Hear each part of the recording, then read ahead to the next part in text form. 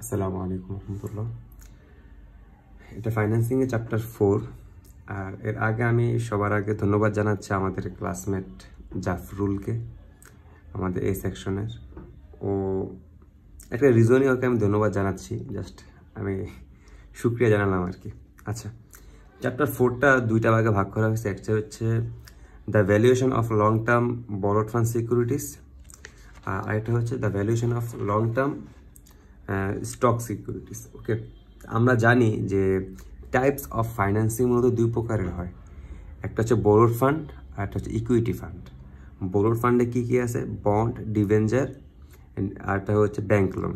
আর equity ফান্ডে আছে প্রেফারি stock আর common stock. ঠিক আছে, তো এই বরোড ফান্ডের আন্ডারে যে তিনটা জিনিস পড়ে, বন্ড, ডিভেঞ্চার এবং ব্যাংক লোন, এর মধ্যে ব্যাংক লোনটাকে আমরা বাদ দিয়ে দেবো এখান থেকে। কেননা ব্যাংক লোনের যেই বিষয়টা হচ্ছে সেটা হচ্ছে এটা নেগোশিয়েট করার মতো না। কারণ ব্যাংক লোনটা আমরা নেওয়ার পরে একটা সময়ের পর ব্যাংক লোনটা আমরা আস্তে আস্তে ইন্টারেস্ট দিতে দিয়ে আমরা শেষ দিয়ে ফেলি। তো এটাতে আলাদা কোনো হিসাব নাই। কিন্তু যে বন্ড এবং ডিভেঞ্চার দুইটা সেমই ধরতে গেলে, একটু ডিফারেন্স আছে। যে বন্ডের মধ্যে আমরা শিখছিলাম যে বন্ডে আমরা করি কি, যদি বন্ডের আন্ডারে একটা অ্যাসেট আমরা ফিক্সড করে দিই, আর ডিভেঞ্চারের আন্ডারে কোনো অ্যাসেট ফিক্সড করা থাকে না। সো এই দুটোর মধ্যে এতটুকুই পার্থক্য, এছাড়া কোনো পার্থক্য নাই। তো বন্ড আর ডিভেঞ্চারটা নিয়ে মূলত এই ফার্স্ট যে পার্টটা সেটা। এরপরে হচ্ছে এই পার্টের মধ্যে আমরা দেখি কীভাবে আমরা সূত্রগুলো দেখব, কিছু বেসিক কিছু জিনিস জানবো। বেসিক কী কী জানতে পারি সেটা হচ্ছে ভ্যালুয়েশন কি, তারপর হচ্ছে মূলত আর কী কী জানতে পারি সেটা হচ্ছে maturity value, face value, market price, তারপর কুপন রেট, তারপর আমরা জানবো required rate of return, DP, yield, ATM, CR মানে capitalisation rate, or opportunity rate, এই সম্পর্কে আমরা একটু জানবো। ডিসকাউন্ট রেট, এই টাইপের জিনিসগুলো আমরা একটু বোঝার চেষ্টা করবো এই ভিডিওতে আর কি। আচ্ছা ঠিক আছে, আমরা শুরু করি। ভ্যালুয়েশন মূলত বলা হয় যে ভ্যালুয়েশনকে বলা হয় ইনট্রিনসিক ভ্যালু, যেটা হচ্ছে হোয়াট দ্যাট শুড, মানে যেই ভ্যালুটা হওয়া উচিত। মানে আমি একটা বন্ড নিলে আমাদের যখন আমরা একটা বন্ড নেই, বন্ডটা নেওয়ার পরে আমি বন্ড একটা টাকা দিয়ে নিই একটা কোম্পানির কাছ থেকে। একটা সময়ের পরে কোম্পানি করে কি, আমাকে বন্ডটা নেওয়ার পরে কি হয় আমি একটু বলি। যে বন্ডটা নেওয়ার পরে আমাকে, আমি মনে করি 1000 টাকা আমি একটা বন্ড নিলাম, বন্ডের দাম সেটা ফিক্সড করে দিবে হচ্ছে গভর্নমেন্ট, বন্ডের যে দাম। তো গভর্নমেন্ট যখন বন্ডের দামটা ফিক্সড করে দেয়, ধরো একটা বন্ড, একটা কোম্পানিতে অনেকগুলি বন্ড ছাড়ে, এর মধ্যে প্রত্যেকটা বন্ডের দাম ধরো 1000 টাকা, এটা কোম্পানি ফিক্সড করে দিচ্ছে।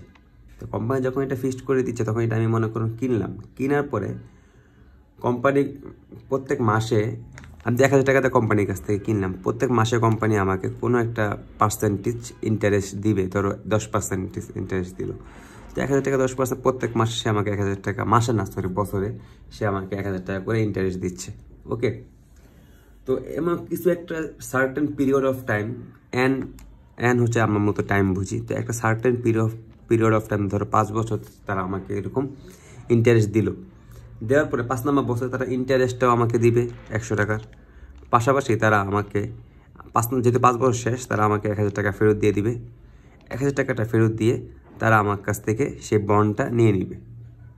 আমি বন্ড 5 বছরের জন্য নিয়েছি। তো 5 বছরের জন্য যদি আমি বন্ড নেই, প্রত্যেক বছর আমি 100 টাকা করে কি পাচ্ছি, ইন্টারেস্ট পাচ্ছি। প্রত্যেক বছর 100 টাকা করে পাচ্ছি, এবং 5 নম্বর বছরে এসেও আমি 100 টাকা ইন্টারেস্ট পাবো।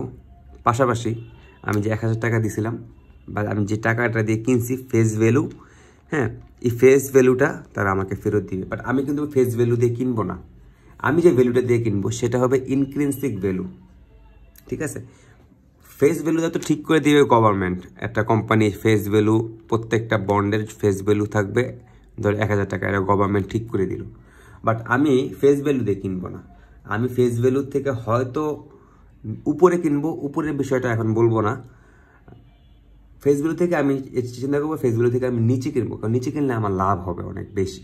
কেন আমার লাভ হবে? তো গভর্নমেন্ট আমাকে বলতেছে যে 1000 টাকা ফেস ভ্যালু না, তো গভর্নমেন্ট আমাকে কোম্পানি আমাকে 1000 টাকার যে বন্ড সেটা আমাকে 10% ইন্টারেস্টে দিবে, সাপোজ 1 বছরের জন্য। তাহলে হবে 1 বছরের জন্য দিবে, তাহলে 1 বছর 10% ইন্টারেস্ট, 1 বছর কত 100 টাকা, 1000 টাকার উপরে। পাশাপাশি তারা আমাকে 1 বছর পর তারা আমার কাছে বন্ডটা নিয়ে যাবে, তো ফেস ভ্যালুটাও তারা আমাকে ব্যাক করবে 1000 টাকা। তাহলে মোট আমার কত টাকা হলো এখানে আমার টাকা হলো 1100 টাকা। হ্যাঁ আচ্ছা, 1 বছরের পরে তারা আমাকে 1100 টাকা দিয়ে ফেরত নিয়ে নেবে। এর মধ্যে 100 টাকা ইন্টারেস্ট এবং 1000 টাকা হচ্ছে কি আমার যেই ফেস ভ্যালু বা যেটা দিয়ে আমি তারা যেটা কোম্পানি বলতেছে কিনতে, ওকে আমি ধরো কিনলাম। বাট আমি দেখতেছি এই কোম্পানি বন্ডটা আমি 1000 টাকা দিয়ে কিনে বছরে 100 টাকা পাচ্ছি, 10% ইন্টারেস্ট এটা। বাট আমি যদি আমার এই 1000 টাকাটা এই কোম্পানিতে ইনভেস্ট না করে আমি একটা ব্যাংকে রেখে দিই, তাহলে ব্যাংক আমাকে বলতেছে আমাকে 1000 টাকার উপরে তারা 12% ইন্টারেস্ট দিবে। 12% ইন্টারেস্ট আসলে কত আসবে? 120 টাকা আসবে। তাহলে তারা 1 বছর পরে যদি আমি 1000 টাকার উপরে 12% ইন্টারেস্ট নিয়ে 120 টাকা নেই, পাশাপাশি আমি করব কি 1 বছর পর টাকাটা যদি উঠেও নেই, তাহলে কি আমি 1120 টাকা উঠাতে পারতেছি না? এখন 20 টাকা কিন্তু বেশি হচ্ছে এটা থেকে, এই দুটোর তুলনায় কিন্তু এখানে আমি 20 টাকা বেশি পাচ্ছি, কারণ এটা 10% দিবে, ওরা দেবে 12%। বাট আমি বন্ডটাই নিতে যাচ্ছি, হ্যাঁ, তা আমি তো বন্ডটা নিতে যাচ্ছি, বাট আমার কাছে বেস্ট অপশন কোনটা? এই 12%টা একটা ব্যাংক দিবে বলছে। সো এটা হচ্ছে আমার অপরচুনিটি রেট। এটা কি আমার অপরচুনিটি রেট? এটা কি বলা হয়? Opportunity rate. যে আমার কাছে বেস্ট একটা অপশন আছে, অপরচুনিটি একটা আছে যে আমি ইচ্ছা করলে 12% রেটে নিতে পারি। হ্যাঁ, কিন্তু আমি চিন্তা করলাম না, অপরচুনিটি রেট 12% ঠিক আছে, আমি চাচ্ছি 12% দেখ আমাকে। এখন আমি কোম্পানিকে গিয়ে বলবো যে ভাই আপনারা আমাকে 10% না দিয়ে আপনারা আমাকে 12% দিবেন। বাট এই কোম্পানি বলবে ভাই আমি আপনাকে 12% দিতে পারবো না, 1000 টাকার উপরে ফেস ভ্যালু, এটাকে বলবো ফেস ভ্যালু, এই 1000 টাকা ফেস ভ্যালু উপরে আমি আপনাকে 12% দিতে পারবো না। ভাই কেন দিতে পারবেন না?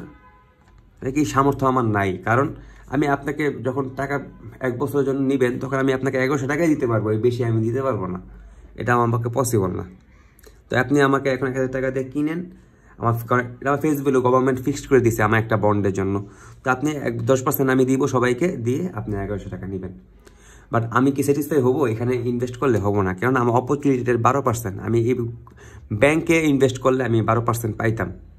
তো আমি এই কোম্পানিকে বলবো ঠিক আছে, তাহলে আমি একটা ভ্যালু ফিক্সড করব, আমি নিজে একটা ভ্যালু ফিক্সড করব, যে ভ্যালুটা মাসে আমাকে মানে 1 বছর পরে আমাকে 1100 টাকাই দিবে ওদের কথা মতো।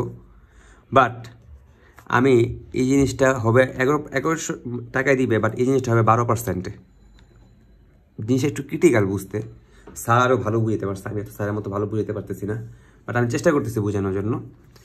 আমি 1100 টাকায় নিব ওদের কাছ থেকে, এই কোম্পানির কাছ থেকে, আমি এই কোম্পানিতেই ইনভেস্ট করব। তারা আমাকে দেখাবে 10% দিচ্ছে, এটা হচ্ছে কুপন রেট বা ইন্টারেস্ট রেট বা নমিনাল ইন্টারেস্ট রেট বলি আমি, বা কুপন রেট বলাও হয়, কুপন রেট।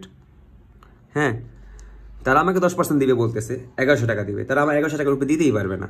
তারা বলছে আপনাকে 1 বছর পর 1100 টাকার উপরে দিতেই পারবো না। আমি দেখলাম আমার তো অপরচুনিটি রেট হচ্ছে 12%, আমার লাগবে 12%। সো আমি যদি এখন এই বন্ডটা তাদেরকে বলি, তাহলে আপনারা আমাকে 980 টাকা দিয়ে আমার কাছে বিক্রি করেন। আপনাদের গভর্নমেন্ট ফিক্সড করে দিছে, মানে কি এর উপরে আমি মানে গভর্নমেন্টকে দেখাইতে হবে, আমার কাগজে কলমে আমার দেখাইতে হবে এটার দাম, একটা বন্ডের দাম 1000 টাকা।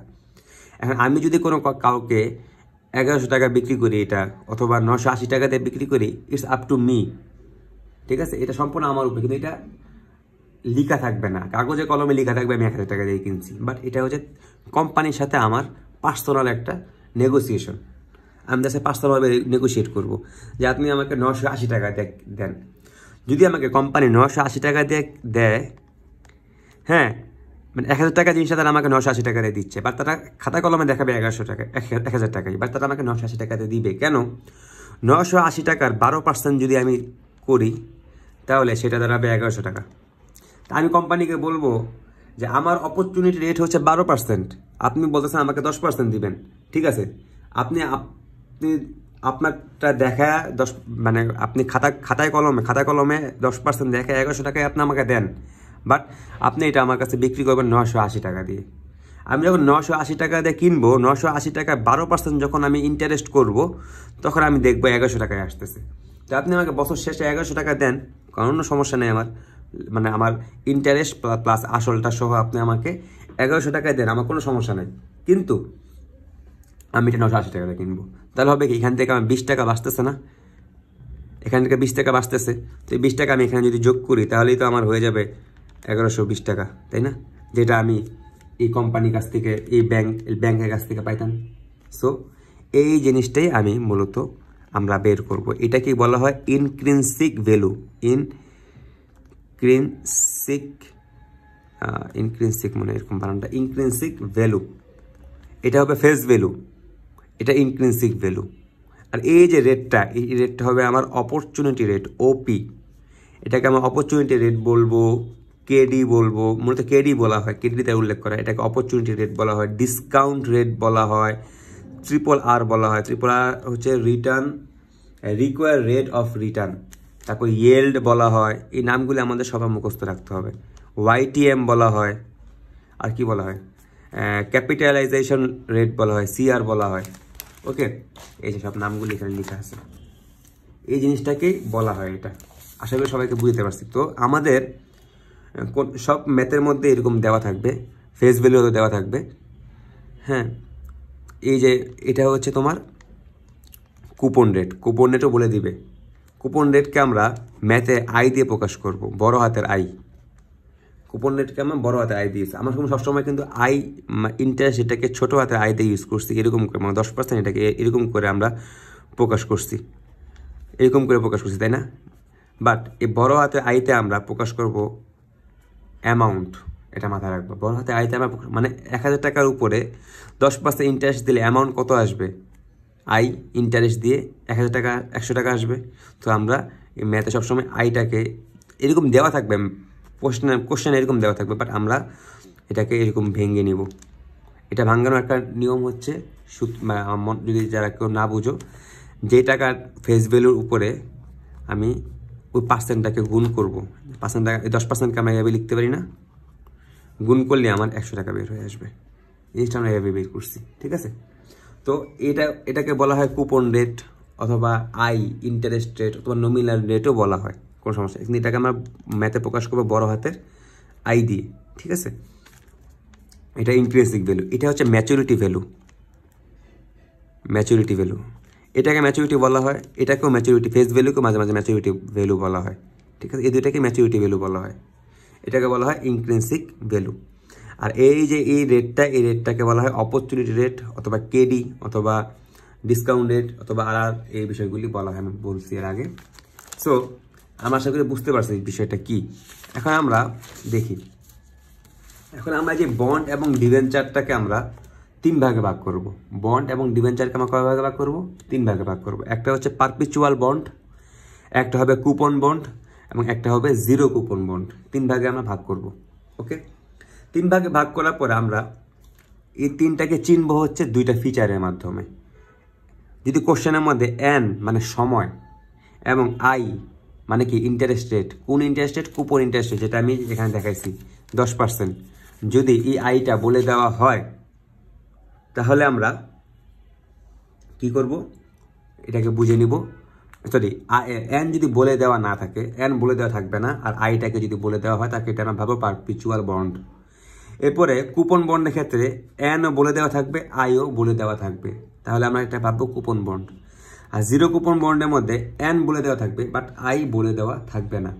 যদি এন বলে দেওয়া থাকে, আই না থাকে, তাহলে সেটাকে আমরা ভাববো জিরো কুপন বন্ড। এটা জাস্ট আমি প্রথমে প্রাথমিক কথা বললাম। এখন আমরা একটু বলি যে কেন এগুলি দেওয়া থাকবে না। বিষয়টা হচ্ছে পারপিচুয়াল বন্ডটা কি? পারপিচুয়াল বন্ডটা হচ্ছে এরকম একটা বন্ড, যে বন্ডটা মার্কেটে অলওয়েজ থাকবে, কোম্পানির কাছে কখনো ফেরত আসবে না। মনে করো কোম্পানি এই বন্ড, এটা কোম্পানি একটা বন্ড, এটা আমি কিনলাম 1000 টাকা দিয়ে, মানে 1000 টাকা না, মানে ইনক্রিনসিভ ভ্যালু ধরো আমি দেখালাম, ইনক্রিনসিভ ভ্যালু দিয়ে আমি 980 টাকা দিয়ে কিনলাম। আমি 980 টাকা দিয়ে কেনার পরে এটা কখনোই এন সংখ্যক বছরের জন্য থাকবে না। লাইক আমি আগে কুপন বন্ডটা বুঝি, তাহলে এটা বুঝতে সুবিধা হবে। কুপন বন্ড এনও থাকবে, আমার আইও থাকবে। হ্যাঁ, তো আমি 10% ইন্টারেস্ট রেট, মানে আই হচ্ছে আমার 10%, বাট আমার অপরচুনিটি রেট ধরলাম আমি 12%, বাট আমার আই হচ্ছে তারা আমাকে দিবে কুপন রেট, সেটা হচ্ছে 10% দিয়ে দিবে 1000 টাকার উপরে। এটার দাম, এই বন্ডটার দাম। তা আমি এটা কিনলাম 980 টাকা দিয়ে। কেনার পরে 5 বছরের জন্য, তো 5 বছরে তারা আমাকে কত টাকা দিবে? তারা আমাকে ওই 1000 টাকার উপরে, তারা হিসাব করবে 1000 টাকা, বাট আমি হিসাব করবো 980 টাকা, এটা আমার পার্সোনাল হিসাব। বা তারা হিসাব করবে 1000 টাকার উপরে 10% দিয়ে তারা আমাকে প্রত্যেক মাসে মাসে 100 বছরে 100 টাকা করে দিবে, দিয়ে 5 বছরে 500 টাকা দিবে।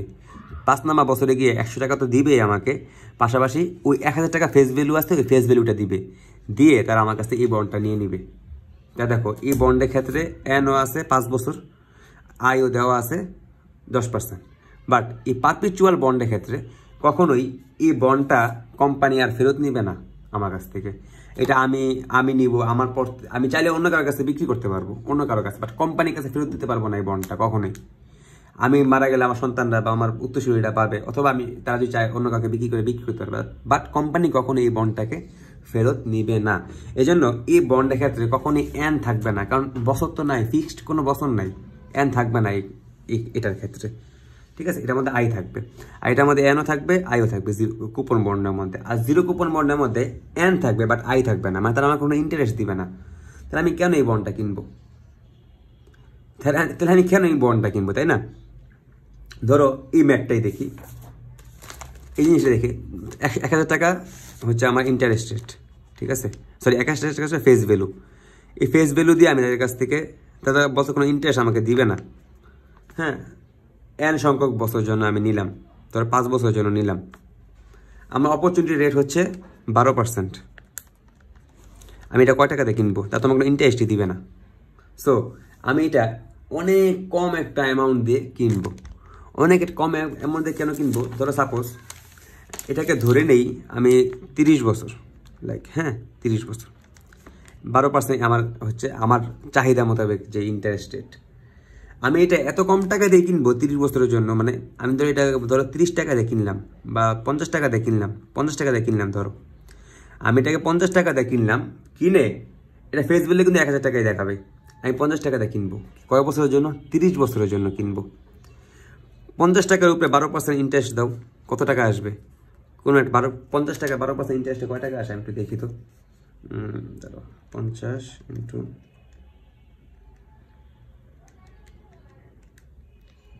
6 টাকা আসে, 6 টাকা, তাই হবে কত? 56 টাকা। প্রথম 6, এমন 6 করতে করতে 30, মানে এটা হিসাব করলে আর হিসাব, এটা অনেক হিসাব। এটা উপরে 56 টাকার উপরে আবার ইন্টারেস্ট আসবে 12%, এবং এই টাকার উপরে আবার 12% ইন্টারেস্ট আসবে। এরকম করে ম্যাথটা করতে হবে, করে আমার আসবে, আমি দেখবো 30 বছরে, হ্যাঁ, আমার এই বন্ডটার দাম 1000 টাকা হয়ে যাবে। ঠিক আছে, তারা কিন্তু আমার কোনো ইন্টারেস্ট দিচ্ছে না, বাট আমি এটা কিনতেছি অনেক কম টাকা দিয়ে কিনে, তা আমার লাভ কি? 30 বছর পরে তারা আমাকে ফেস ভ্যালুটা ব্যাক করবে। বাট আমি 30 বছর আগে কিনছিলাম কয় টাকা দিয়ে? এটা 50 টাকা দিয়ে কিনছিলাম, 30 বছর পরে আমি 1000 টাকা পাচ্ছি। এটাকে বলা হয় জিরো কুপন বন্ড, যেখানে কোনো ইন্টারেস্ট থাকবে না, শুধু টাইম দেওয়া থাকবে।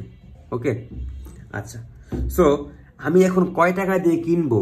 ফেস ভ্যালু তো সবগুলি 1000 টাকা করে দিয়ে রাখছে, সাপোজ সবগুলি 1000 টাকা ভ্যালু, বাট আমি কয় টাকা দিয়ে কিনবো এটা আমাদের বের করতে গেলে একটা মান, একটা সূত্র লাগবে। হ্যাঁ, এটাকে ইন্ট্রিনসিক ভ্যালু বলা হয়, অথবা এটাকে আমরা ভি দিয়ে প্রকাশ করব, ভি। সো আমাদের প্রত্যেকটা ম্যাথে, বেশিরভাগ ম্যাথেই আমাদের এই ভিটা বের করতে হবে। তো ভি বের করার ক্ষেত্রে এই প্রত্যেকটার জন্য, এই তিনটার জন্য আলাদা আলাদা সূত্র আছে।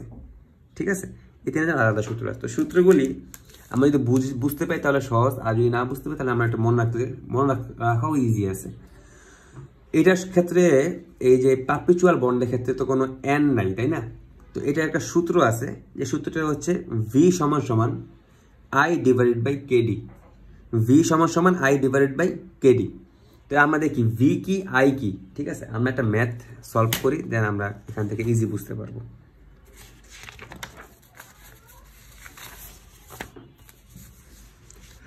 এই যে এখানে বলা আছে পারপিচুয়াল বন্ডের পি, মানে পারপিচুয়াল বন্ড পি হ্যাজ 1000 টাকা face value and provides 8% coupon rate. তাহলে 1000 টাকার 8% আই কত হবে? 80 টাকা হবে। 1000 টাকা ফেস ভ্যালু বলে দিচ্ছে, তো এই ফেস ভ্যালুকে আমরা এফবি দিয়ে প্রকাশ করবো অলওয়েজ। আমরা এটা মনে রাখবো যে পারপিচুয়াল বন্ডের ক্ষেত্রে অলওয়েজ ফেস ভ্যালুকে আমরা কি করব, এফবি দিয়ে প্রকাশ করব। এটাকে আমরা কখনো অন্য কিছু লিখতে পারবো না, বাট আমরা কুপন বন্ড এবং জিরো বন্ডের ক্ষেত্রে এফবিও লিখতে পারবো, এমবিও লিখতে পারবো। ওকে, এটা পেছনে একটা রিজন আছে। এই রিজনটা হচ্ছে যে পারপিচুয়াল বন্ডের কোনো ম্যাচুরিটি নাই, এটা তো আর কোনো শেষ নাই যে কত বছর পর এই টাকাটা কত আসবে, কোনো ম্যাচুরিটি নাই। বাট এই সবগুলির ক্ষেত্রে ম্যাচুরিটি আছে, এই জন্য এটাকে আমরা এমবি লিখবো, মানে ম্যাচুরিটি ভ্যালু লিখতে পারবো।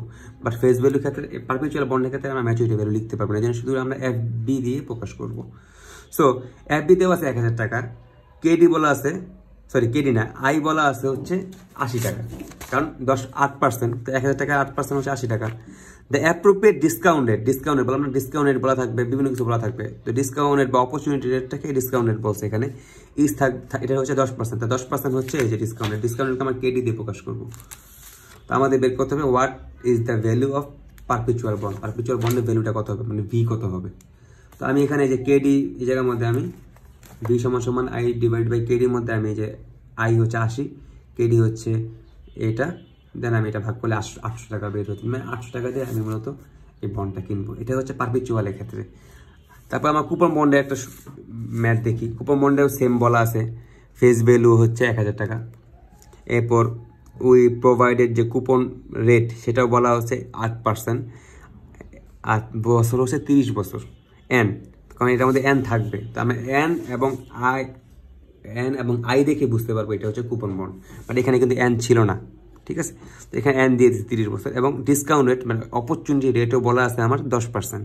দেন আমরা এটার ক্ষেত্রে একটা সূত্র আছে, সেই সূত্রটা হচ্ছে এটা, এই যে এটা হচ্ছে কুপন বন্ডের সূত্র। কুপন বন্ডের এই সূত্রটা আমরা কীভাবে লিখলাম, এটার পেছনে একটা রিজন আছে।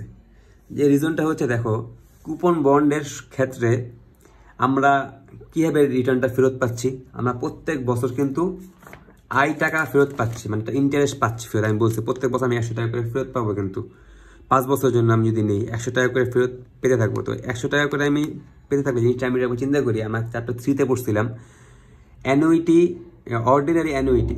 হ্যাঁ, ওই জায়গায় অর্ডিনারি অ্যানুইটি বা অ্যানুইটি যে ম্যাথগুলি আছে ওখানে দেখো আমরা একটা ফিক্সড আর অ্যামাউন্টটা আমরা ইকুয়াল অ্যামাউন্ট প্রত্যেক বছর জমা রাখছি বা জমা দিছি বা যেটাই করছি আমরা, ফিক্সড অ্যামাউন্ট। তো দেখো এখানে আইটা প্রত্যেক বছর আমি ফিক্সড একটা অ্যামাউন্ট করে পাচ্ছি না, এই জন্য আমরা এই জায়গার মধ্যে অর্ডিনারি অ্যানুইটি যে সূত্রটা সেটা এই জায়গার মধ্যে নিয়ে আসবো। দেখো আর এর বদলে আমরা আই দিয়ে দিছি, এবং আয়ের বদলে আমরা কেডি দিয়ে দিছি, যেটাই আয় সেটাই কেডি এই ক্ষেত্রে। সো এই সূত্রটা আমরা ইউজ করলাম, প্রেজেন্ট ভ্যালু সূত্রটা, অর্ডিনারি অ্যানুইটি প্রেজেন্ট ভ্যালু সূত্রটা ইউজ করলাম। যোগ করলাম কি, আমরা প্রেজেন্ট ভ্যালুর একটা সূত্র শিখছিলাম, প্রেজেন্ট ভ্যালুর সূত্র আমরা শুধু প্রেজেন্ট ভ্যালুটা শুধু শিখছিলাম পি নট সমান F B 1 plus I whole to the power N আমরা শিখছিলাম। এখানে পি নটটাকে আমরা আবার এটাকে আমরা এইভাবেও লিখতে পারি 1 প্লাস আই এন, মানে কি প্রেজেন্ট ভ্যালুটা কত। তো দেখো আমাদের 5 বছর পর আমরা বলছিলাম 5 বছর পর তারা আমাকে প্রেজেন্ট ভ্যালুটা ফেরত দিয়ে দিবে, তাই না? এই 100 টাকাও তারা আমাকে 1000 টাকা তারা আমাকে ফেরত দিবে। সো এই প্রেজেন্ট ভ্যালুটার সমানকে আমরা এই সূত্রটা লিখতে পারি না। সো যদি আমরা ফেরত দিয়ে দিই এই টাকা, তো এই জায়গায় আমাদের এফবি জায়গায় মানে ফিউচার ভ্যালু জায়গায় আমরা লিখবো কি এমবি, মানে ম্যাচুরিটি ভ্যালু। ওকে, আর এখানে আমরা এই আয়ের জায়গায় দিয়ে দিব কেডি। ওকে, এই যে আমরা আয়ের জায়গায় কেডি দিয়ে দিছি, এটা হচ্ছে সূত্র। তো এই সূত্র অনুযায়ী সূত্রটা আমাদের মাথায় মুখস্থ করলাম, না হলে আমরা ওইভাবে মনে রাখবো। এরপর আমরা এই জায়গার মধ্যে সূত্রের মানগুলো বসাই দিলাম। সূত্রের আমাদের বলা আছে, এগুলো সব বলা আছে আমাদের কোশ্চেনে, আমি দেখালাম যে আমাদের ভি বের করতে বলছে, আমরা এই জায়গা দিয়ে ভি দিয়ে আমরা সূত্রটা দিয়ে আমরা ম্যাথটা করে ফেলবো। এরপর আমরা জিরো কুপন বন্ডে দেখো কোনো ইন্টারেস্ট নাই।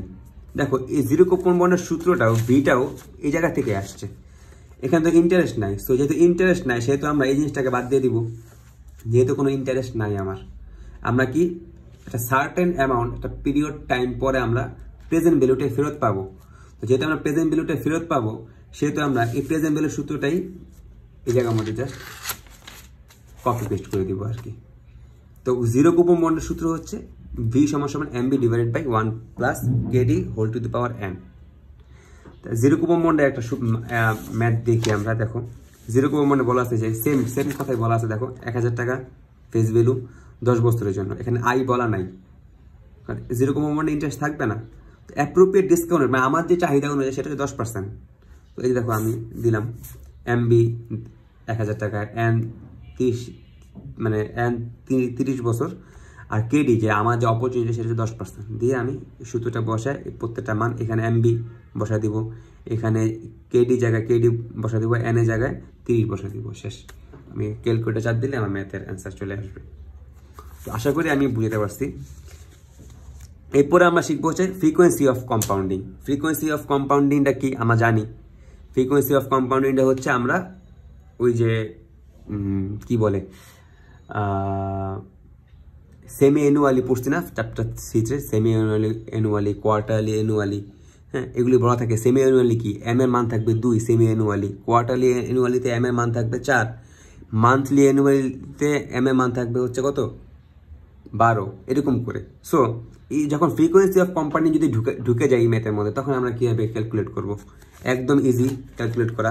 তখন আমরা প্রত্যেকটা আই বা কেডি আমরা কি জানি, ফ্রিকোয়েন্সি অফ কম্পাউন্ডিং এর সূত্র, আমরা কিন্তু সূত্রের মধ্যে এমটাকে বসাইতাম কখন, এমটাকে আমরা আই এর সাথে, ছোট হাতের আই এর সাথে, চ্যাপ্টার 3-তে ছোট হাতের আই এর সাথে আমরা এম কে ভাগ করতাম এবং এন যেখানে পাইতাম ওখানে এম কে আমরা গুণ করতাম। তো এখানেও আমরা সেম কাজটাই করব। দেখো এখানেও আমরা কি করব, পারপিচুয়াল বন্ডের সূত্রটা হচ্ছে ভি সমান আই ডিভাইডেড বাই কেডি, তাই না। তো এটা হচ্ছে ইন্টারেস্ট রেট একটা, তো এটা নিচে আমরা এম কে ভাগ করব, এটা ইন্টারেস্ট রেট, এম কে ভাগ করব, ভাগ করার পরে এটাকে আমরা উল্টায় দিই, ঠিক আছে। এম এটা উল্টে এই পাশে যাবে, তো এম এই পাশে যাবে, কেডি এই পাশে যাবে। সো এই এম কাটা যাবে। সো ঘুরে ফিরে এই পারপিচুয়াল বন্ডের ক্ষেত্রে ভি সমান আই ডিভাইড বাই কেডি থাকবে, এটা চেঞ্জ হবে না। এটা এম দিলেও চেঞ্জ হবে না, কারণ দেখলাম আমরা চেঞ্জ করে দেখলাম কাটাকাটি করে বাদ হয়ে যায়, কারণ এটা ক্ষেত্রে তো কোনো বছর নাই, এটাতে কোনো তোমার এটাতে কোনো বছর উল্লেখ করা থাকবে না, এই জন্য এটা থেকে এম দিয়েও লাভ নেই কোনো। ওকে, আচ্ছা, এই জিরো কুপন বন্ড আর শুধু কুপন বন্ডের ক্ষেত্রে আমরা ওই যে আয়ের ক্ষেত্রে ভাগ করে দিব, কেডির ক্ষেত্রেও ভাগ করে দিব, এবং যেখানে আমরা এন পাবো সেখানে আমরা গুণ করে দিব। এই যে এন পাইসি গুণ করে দিচ্ছি, এন পাইসি গুণ করেছি, জিরো কুপন বন্ডও সেম কাজ করছি। এরকম করে আমরা 8 নাম্বার পেজ 15 নাম্বার পেজে একটা ম্যাথ দেখবো।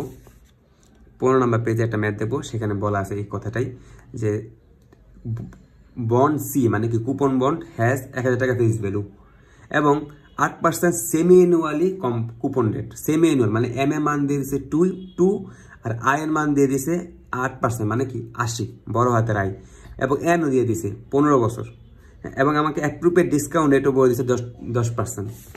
প্রত্যেকটা মান আমি এখানে বসাইলাম, আই এর মান বসাইলাম, এন এর মান বসাইলাম, এম দুইটা মানই বসাইলাম, কেডির মান বসাইলাম। এখন ভি সমান আমি এই সূত্রটা এখানে বসিয়ে যে বসাইলাম, সূত্রের মানটা বসাই দিলেই আমার অ্যান্সার চলে আসবে, ঠিক আছে। নেক্সট ভিডিওতে আমরা জাস্ট এই ওয়াইটিএম সম্পর্কে একটু আলোচনা করি, আমরা ইনশাল্লাহ সেলফ কারেকশন ম্যাথে চলে যাব। ধন্যবাদ সবাইকে, আসসালামু আলাইকুম।